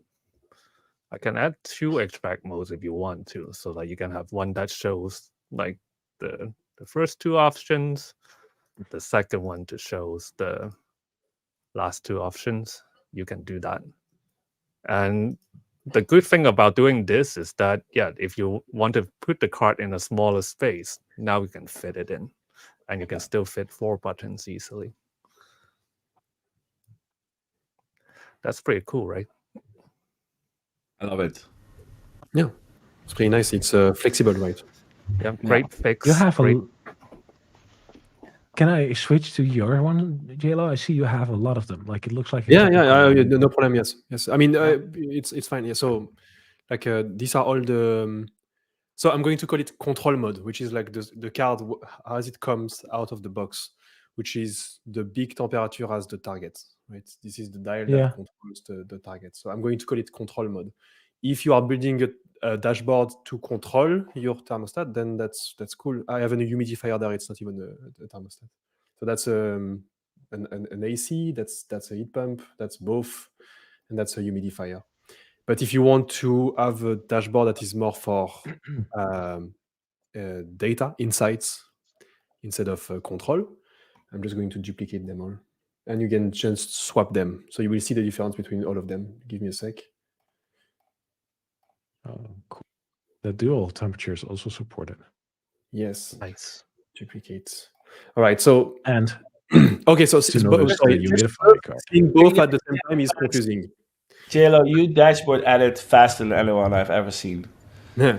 That was you can play slow-mo in YouTube if you go back a little bit. What's going on? So yes, I think both might be confusing, but you can see more or less like the first line would be more like a control dashboard where like you want to see quickly like what's the temperature, like what's the target temperature of my AC, 12.5 degrees. Well, that's way too cold. And that would be more like something that you would put on the wall, like what's the temperature of my living room. That's 22. Okay, that's pretty cool. If you change it here, you can see that the small one is changing. Whereas if you can change it here, you can see that the big one is changing. Nice. Yeah. So you have both things. You have both things here. If you start to put them into areas that are too small, you may face some issues because on this one, on the The main. tile card would be a better fit, right? Yes, exactly. Yeah, the tile card. I mean, I have also a demo with like very small cards, but I actually don't want to show it because it's. Well, I it can brings show break mine. things It wrong. looks horrible. pretty good. Take a look at mine. I think, yeah, like this is like half the width of it, and you can actually fit 2 buttons, and it looks really Yeah. nice. And Yeah. the drop down here fits perfectly. This is still nice But if because you we can go still see smaller as both this, targets. Yes. Oh, to fit Yeah. smaller? Because Not this if is you still go nice. smaller, it becomes messy. Yes. Yeah, let's Nah, see. you should then, in that case, you should try and Experiments. go with tile cards. Nah. Oh, it actually still fits Oh. very well. Look at that. It looks really neat. Great job. You can actually see that the second information is gone now, right? Like that's automatically hidden. And so now it's becoming confusing because if you are putting on the center the current temperature and at the target, when you are moving the slider, nothing moves. This is the part that I wanted to show. But it's You know what is horrible about that these small things? I like if you want to like track that temperature with your finger on your mobile in this tiny card, you will have a horrible time. Please just use the tile card in that case. Like if you want it this small, because that has been created for that space. It looks neat. Yeah, I know. One thing I want to like notice, I'm going back to JLo right now here. Oh, he made it small. Sorry, I have the other one. If you want, yeah, right. What I really like, what he showed is that this is not just a thermostat card; it's also available for the humidifier card. So both cards has been adjusted to have this feature to swap them around, which was some kind of big feedback that came from the December release where we introduced this card. Right, people wanted to be able to swap them to the old situation, and now you can. Yeah, exactly. Nice. Yeah. Since you see, okay, go ahead. It's fine. Right. You want to show us another thing? No, it's okay. Okay. The other thing? No, I thought he wanted to show another. Actually, I mean, I have a demo for the next one, the new feature. Yeah, we have that. Yeah, take a look at that. I have another. Can I put another question in between, Frank? You just saw. Yes. Somebody asked about Live 360. We have bad news. Yes. So Live 360 started messing with the integration. They've actually, and I'm just gonna read what they wrote. So we've been trying to get in touch with them directly. They have not responded to any of the things we said, which is also very sad. However, some of our users that are paying subscribers to Live 360 and then integrated into Home Assistant, they have reached out to support of Live 360. And they've gotten back the following. We understand the importance of using the Home Assistant program with Live 360. However, we want to inform you that we no longer support home automation programs such as Home Assistant, Google Home, Alexa, If This Then That, and others. And those programs are no longer compatible with Live 360. Now, what they mean with no longer compatible is that they're actively trying to block us, right? So we've did a few back and forth, cat and mouse, but they are actively working on keeping us out. So we were talking to Phil, the maintainer of Live 360, and he said, like, in its current state, we will not be able to maintain it. This is not good. So we will have to drop Live 360.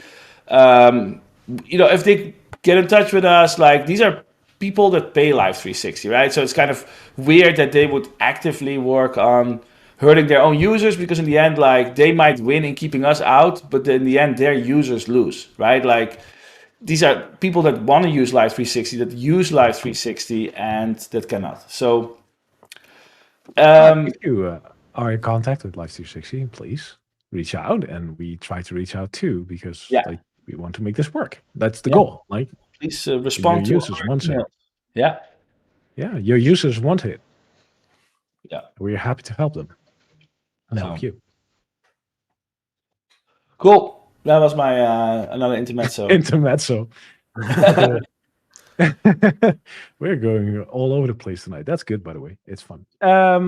We have a bunch of new card features, and like, this feels almost like not a surprise anymore at this point, because Paul has mentioned it might have been Year of the Voice, but could as well have been Year of the Card features, because basically every single release last year had new card features, and this release is no exception. I'm going to switch to JLo, I believe. I have one. Sorry, one second. Yes, I have one. Bless you. I think we have two new features, but one of them I don't think I can actually show it on my system, so I will I can. hand over to you. But one of them is a feature on the. So sorry, a bit of context. Tile is one card that you can add on your system. So you go to dashboard, you edit a dashboard. There is many cards that you can add. One of them is called Tile.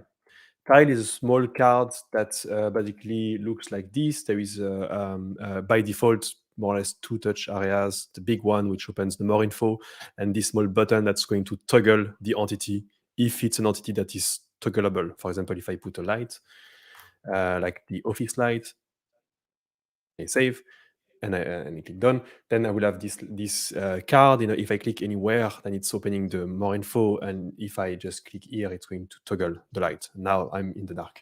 So this is like the context.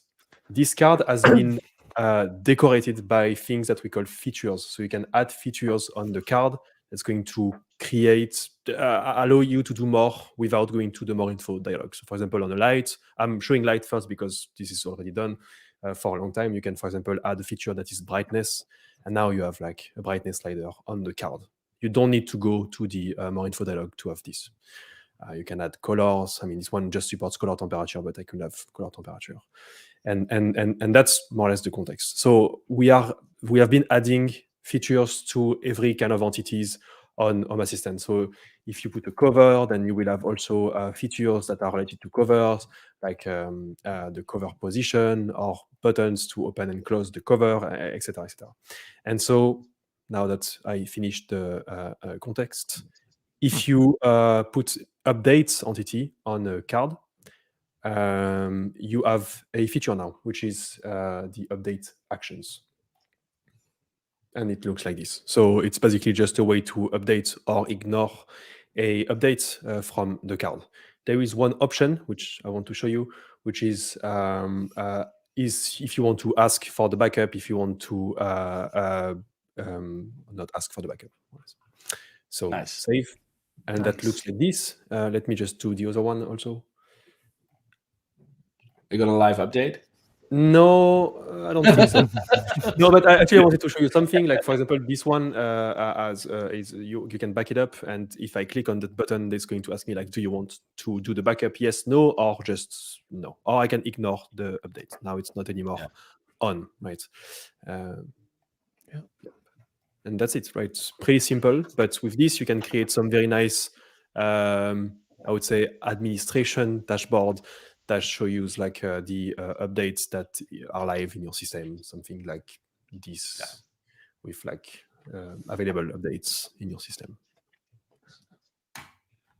Sweet. Very nice. Yes. And the second one was about fan modes, but I have no fans, no climates, nothing on my system. So I will let Frank do it. I mean, I have the fan mode in my thermostat. I mean, but yeah. Frank, you are muted. Frank? Muted? I'm muted. I'm talking to a microphone. Yes, That's really I thought he helpful. was just like very quietly browsing. Yes, exactly. Yeah. I was doing this really quick. So let me add thermostat card for my Ecobee thermostat, which is, by the way, not a real one, but still, it is. This is a working example. Yeah, we can add features to these too, which is, by the way, different from what JLo just showed, right? And so we have card features, and card features can be used with the tar card, but also with the thermostat and the humidifier cards. And in this case, we can add, for example, like the HVAC modes and presets modes we already have seen with Madalena just a little bit ago. But new this release is the climate fan modes. So Fan modes. Oh, wow. the fan mode of your climate entity now also work. So if you have a climate entity or a thermostat that also controls like the fan, then you can now use it. And add a card. Yeah. What Nice. about It has the same icons? features as icons, but yes. Icons. There are no icons known for this. Currently, we don't know what to do if auto low or auto high is there. Like it has no idea. It has a couple of icons and stops to handle some things like off, for example, or away, or high and low. I don't know, things like that. It will try to make something up, but this one is really not. However, we have something in progress. So this Yes. might be fixed next release. Yeah. Exactly. Yeah, Due to every juice fan has spoiler their alert. own peculiar speeds Yeah. and modes. Yeah, even worse than presets. Yeah, even worse on presets. Yes, and if like you can already show it here. I'm not sure. This has pretty okay presets, right? It makes up the I can hear. But in my case, it has a demo couple of. entity, of course. So we. This is the demo entity is fine. That works well. If it becomes even worse if you use the buttons in this case. But we are going to fix that really soon, so that will be really nice. Yeah. But if I make this into buttons, then I have no clue at this point, right? And that's why that's why the drop down is the default. Yeah. Yeah. But we're Yeah. working on that, making that better. Yes. Someone asked, I think someone asked if there are any other tile card features. I think someone said like they don't think there's RGB for lights right now. Right, And yes, correct. we are aware of that. We've been keeping track of like the differences between the mushroom cards and tile cards. And we know what kind of things that tile card would still need. I think like update is one of the smaller things that's we ported over. Paul has ported over. The only thing that remains is like RGB slider. I think there's media player, and then there's a lock. Yeah. It might by the way be good to mention here that Paul, that works for Nabukasa, works full time on Home Assistant. He's also the author of the mushroom cards, right? So it's Yeah. not like we're just stealing, copying everything from mushroom cards. It's like, no, we actually. I mean, we are, but by the same What time. he's stealing from himself. We hire Paul and he's bringing the best features over in the best way. Yeah. So And something that is more advanced, like such as like adding templates, I think that will remain in mushroom card from what I can tell. We'll see what happens. I've also see, seen right? like a Yeah. lot of like we've seen also quite a lot of like contributions of people with ideas sharing what we all other like for other features we could add that are neither in our system or in the mushroom card. Yeah, So exactly. there's like Yeah. definitely creativity there. So I'm really Yeah. curious where this goes. Yeah, everyone can I love that. contribute, you know, like it's that don't just need to wait for Paul. It's like for us. Get your pull request in. Yeah. yes. Other intermezzo? No, I just saw some. No, it's small. I just saw some Here we people go. talk about like what's alternative button. to Live 360, but the Home Assistant Companion app is the alternative that you Yes. can use, right? The Home Assistant Companion app will talk. No cloud service will talk. Well, it can use the Cloud Relay if you use Home Assistant Cloud, but it will talk directly to your Home Assistant instance. In the case of Home Assistant Cloud, it's end-to-end encrypted. Otherwise, it can talk directly if you have a port exposed. And it will send your location. And so anyone in your family that has the Home Assistant Companion app, location goes to Home Assistant, you can automate on it. There is no need for a third-party service. Especially, by the way, because Live 360 sells your data, right? That's a pretty well-known fact. So even if you pay for it, so better just keep it yourself. Please. And that's actually funny. Like, here's my money. Please sell my data. That's Yeah. Like ew. wow. I didn't realize that until now. I mean, if it works, it's kind of like. Oh, that's a good business model. Yeah, exactly. Like- Yeah, that's the best business model. Yeah. You take from both ends, like. Yeah, exactly. Let's sell your data and make you pay and show you ads. Oh, Oh, scandalous. give us money, and we can also rob you. So we dive into the other, like we're down the list, by the way. This is all. Was a small release, right? This was just like okay. Yeah, we're 1 hour, 40 minutes.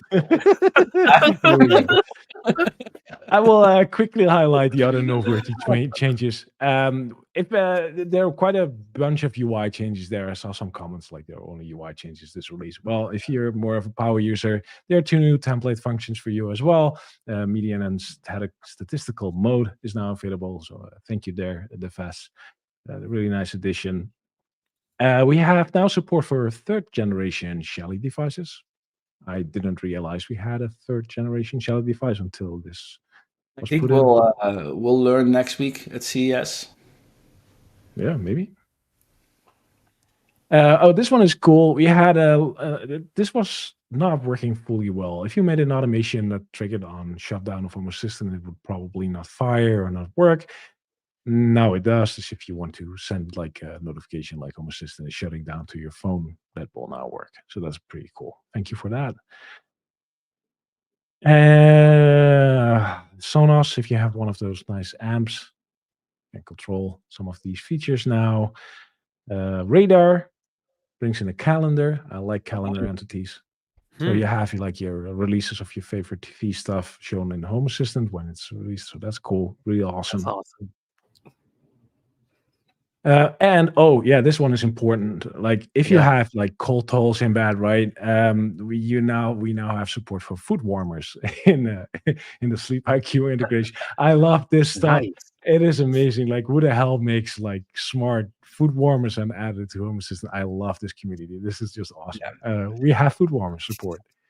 This is great. Really, everything and the kitchen sink. Huh? Yes. Yeah. Okay, let's see what else we have. As we started this whole live stream with, we have tons of new integrations. Let me go over them as well. AO Smith is a water heater that can now integrate. Didn't you have that one, Madalena? But I have one, but it's not guess. smart. I mean, the smart one actually Oh. costs like thousands of dollars. And Then you it get must the be really benefit good. to control the temperature of how hot your shower water is. And it will give you an estimate of how much water might be still left for your shower. Like it with VSP Home. That's It's That's really pretty nice. cool, actually. Yeah. Yeah. Someday. Awesome. Now we have Blue Current, which is an EV charger you can control and monitor. We have Drop, or DROP. I don't think it's supposed to be as a word. It's licorice in Dutch, by the way, which is a bit weird to read then. Anyways, it's a smart water filter system you can put in your kitchen, does osmosis and stuff. Madeleina's thinking, yes, I think she was interested in that one. Reverse osmosis. Nice. Yeah, nice. Flexic Nordic air handling units. So if you have like an air filtration system from them, that's cool. It works now. The Holiday, and Holiday is kind of this one is pretty cool. It adds the holiday calendar. So you might say, hey, we already have the Workday integration. That's true. However, this This is just the provides a opposite. holiday calendar, which It's is awesome. pretty nice to show. Yeah. It works for a lot of countries too. It's pretty amazing. Yeah. thing. Yeah. I think it's created by the people from the Workday calendar, right? Like they create a second repository to gather this information. They'll look at like the country or even the state if it's necessary to make sure that it provides all the right holidays. Yeah. Like I And this is- checked the Hong Kong calendar, it shows me Lunar New Year on February 10th. Nice. Nice. And this is just for the people that are like, why do I care? This is useful for your automations, right? So maybe you want to keep your weekend mode on when it's a holiday on a Monday because you're not going to go anywhere. And so waking up, like the wake up routine for me is only on the work day. I don't know if I will That's switch golden. to the calendar part because I think just a binary sensor work day is fine. But yeah, for example, waking up. Media, I don't know. It's a controller for something. It's integrated to use with ACs, but I think you can use it for a lot of things. It's like I'm not even sure what it is. It is a device you can use for your AC. Also energy, if you're a client of them, you can get the energy usage from them. And if you have a Sun WEG inverter, you can get the energy usage from that now too. Tailwind by yours truly, which is a garage door opener. It's a controller, so you can put it on like your Chamberlain thing and replace like IQ with that, similar to. The main important thing, right? It's fully compatible also with the MyQ protocol, so it can do Chamberlain, Master. It's this little thing. It has a green light, which now like makes transparent because of my green screen. But yes, and it's a garage door opener, fully local controlled, which is pretty nice. So yeah, I wanted to add it because like to have alternatives to MyQ. Yeah, fuck MyQ. I'm not. No, that's not nice. I hope they will return someday. But That's good. nevertheless, they That's made like a terrible decision, and people don't have like solutions. You have the art. I still forget that name. You know it perfectly well. Rat The previous CDO. Neon one. Rage Rat against CDO. He's garage right door. against the garage door opener. Yeah. That's a good alternative that you can buy, which is a good solution. And well, this one is like I don't know, certified, UL certified, and know what, and just a ready-made product. If that's more your thing, then that might be a good fit. You have options now, so that's good. Tessie It's cool. is interesting. This is cool, right? Yeah. I actually want to switch to it for a little bit because Tessie is actually integrating with Tesla. Integrating directly with Tesla is a little bit harder, but they made a platform that integrates your Tesla vehicle and exposes an API that Home Assistant can use. And Wow. if you look at the doc, it's amazing because they are almost exposing every domains that we have: binary sensor, climates, and covers, and You can honk it's the horn of the crazy, car. crazy. Yeah. This is like all the data and entities it provides you can control, like There's a seat button. climate, steering. It's like these are binary sensors, by the way. Still, like here we go with buttons for a- honk the horn. Indeed, Play fart. Yes. yeah, that's a very important Tesla The most feature, I important guess. button. Right? So I mean, Climate Yeah. controls, covers. There is Open everything. the Device trunk. tracker updates. There is everything. yeah. Device tracker. This is yeah. nuts. But you Device can set tracker, speed So- limit. Media Yeah. player too. So Mhm. what the song is playing on the car. Nice. So this is pretty intense. So yeah, this is crazy. This is awesome. So thank you, Bree, for adding that. That's an amazing There- job there is- you did. there there. is one. I mean, just some history here is that we used to have a Tesla integration directly. We talk to the Tesla APIs, and they keep being more and more aggressive into more like trying to keep us out. And in the end, the users had to download like a third-party app that kept up to date more with the latest bypasses to get like authentication tokens for the Tesla API. And so we decided like this is not something that we want to have in Home Assistant because people have a bad experience. I think Tesla has opened up their API, but only for paid partners. So Tessie is a paid partner. I would assume at least they're charging money for this service. Yes. So yeah. So But that no free answers one of service. the question. Yes, Tessie is paid paid service. service. At least for that integration, you need the token, and it's paid. Yes. Yeah.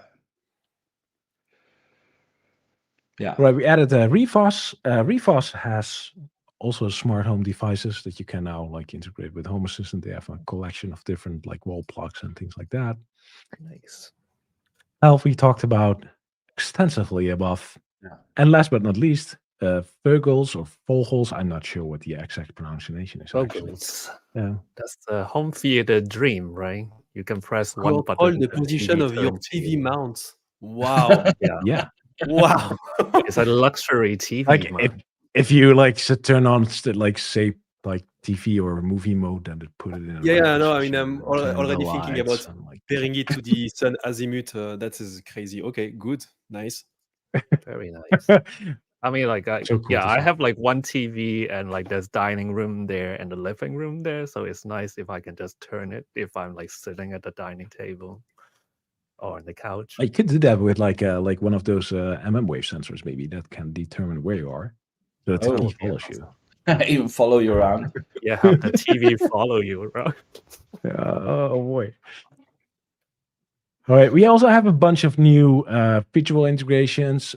Feature integrations are integrations that you can look for or search for, but as soon as you add them, it will use the existing different integration. So they will help you with findability of integrations that work, like brand X works with Y.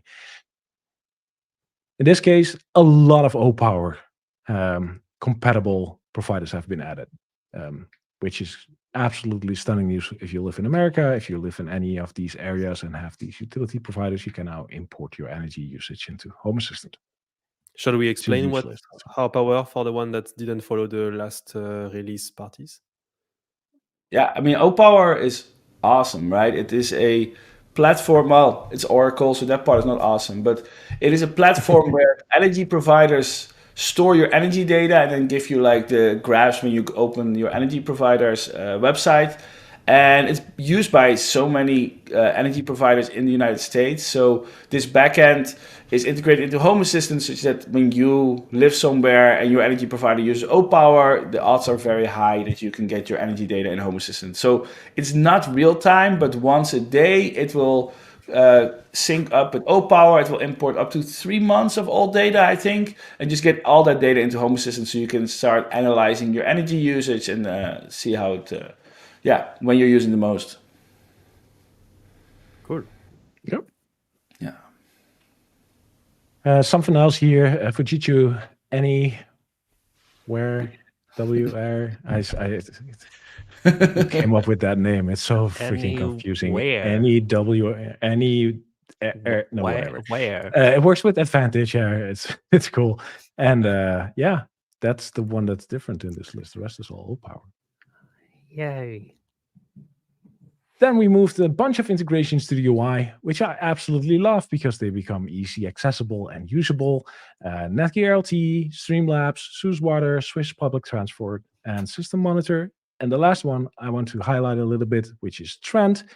Trend is a helper, actually, not really an integration, which you can use to detect trends in certain sensors you have, which was created by JP.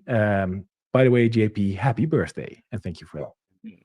I saw he was his birthday today, so happy birthday. Thank you so much. What else do we have? Backwards incompatible changes. It's sorry, I need to resize my screen a bit because it's a huge list. No, it's not. This is it. Prusa, we have added support for way more Prusa printers in this release. You do need to update your printer. If it's a mini, previously only worked with the mini, but Prusa has finalized their API now, so it works with the XL, the MK4, and the Prusa Mini now. So that's awesome. That's good. But you need to have a certain firmware version, just make sure you are updated. I believe the same is for Shelly. To support the newer devices, you have to have the older devices need to have a certain firmware too. So that's there. This Home Assistant shutdown event is mostly if you do like manual event handling and such. It's not really something you run into. Blink changed a lot of services. If you use Blink, you want to look into that. And Modbus removed a YAML parameter, which basically was already the default, which is fine. And Reolink changed the infrared lights from light to switch domain, because it controlled like the automation if the infrared should turn on, not the actual light on and off. So really in a good place. But if you really prefer it as a light, you can change like the device type, like JLo showed with a valve earlier. You can just change it to light again if you would like to keep that. Yeah. Then we have a bunch of developer blogs. If you are developing in custom integrations, please take a look at those. These will tell you what changed or what changes are coming up in more technical detail. With the hood, right? That's a wrap. Includes the January release in 1 hour and 52 minutes. Like that's a record for a small release. That's a great tree of new features and integrations. Yeah. Definitely. Nice. So we have 6 minutes. Any new gadgets? Paulus, I think you wanted to share a video. Should I share a video? I think you have a video? There's a really cool feature being built. It's not part of Home Assistant yet, but it's really cool, and I'm just gonna show it. One second. I didn't. Sorry. You have to be caught up with chapter 5 of Voice. You have to be up to date. This with is Voice. So this is voice related. Now I know what you want to show. Yes. Yeah, and I'm super stoked about this. I'm going to demonstrate. So this is that one. Oh wow. Yes. I'm just gonna. So somebody just dropped this casually in the ESP Home. This is smart. Chat small thing. So I'm just gonna play it, and then I'll talk about why it's so cool.